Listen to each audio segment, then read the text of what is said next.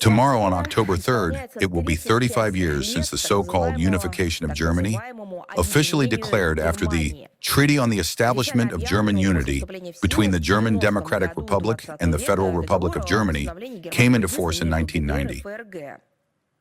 Let me remind you that this treaty was signed on August 31st of the same year.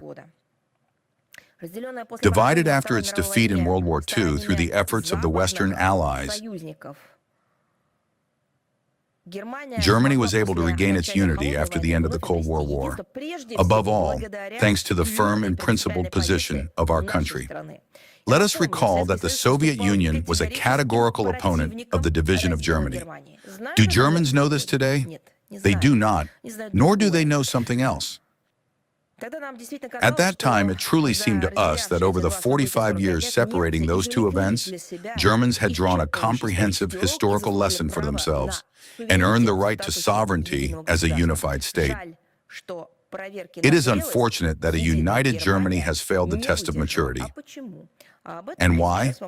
I'll tell you. To speak of sovereignty and independence in relation to modern Germany can only be done in a very conditional sense. It is paradoxical but true. Those very same West Germany and East Germany, each separately, were far more independent in making decisions than the current united Germany.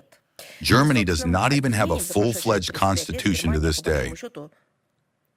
And as for its own unification, in the 35 years that have passed, Germany has, by and large, not truly coped with it either. It remains a deeply divided country, still split between first and second-class citizens. Instead of uniting the divided people, the then West German rulers chose the path of colonizing the former German Democratic Republic. The deliberate and comprehensive discrimination against the population of the eastern regions is an indisputable fact. The once successful industry and agriculture of the former German Democratic Republic were destroyed. Many towns and villages were depopulated as young people fled in search of work, leaving behind elderly people, slandered by official propaganda, who are living out their final years, allegedly having devoted their lives and labor to a totalitarian communist regime. A direct quote. A significant gap in income between Western and Eastern Germans still exists. Easterners, earning only 76% of the salaries of their Western counterparts, are forced to work more. The birth rate in the territory of the former German Democratic Republic now stands at only 60% of the 1990 level. Do you remember how Western propaganda in the 1980s and 1990s said that they would live better as soon as they came under the influence of NATO and the EU, then the European Economic Community, that investments would pour in and life would thrive? Well, this is how it thrived. According to German statistics themselves, in 35 years of the so-called miracle of German unity, the population of the eastern regions has decreased from 17 million to 12.4 million, and that's without counting the mass influx of migrants after 2015. Can you imagine?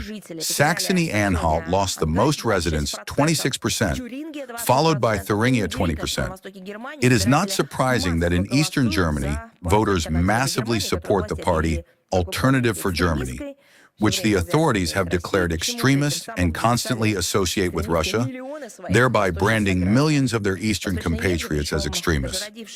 Eastern Germans, even those born many years after unification, do not feel like full-fledged citizens of their own country. Even official propaganda can no longer conceal this fact. In the 2024 report on the state of German unity, it states that among leaders of various levels, those who originated from the eastern lands constitute in total, what do you think? How many? Well, of course, 50-50, probably. It would be difficult to expect that. But natives of the eastern regions make up only 12.1% overall. In science, 8.3% in the economy, a shameful 4.5%, and among the command staff of the Bundeswehr, 0%.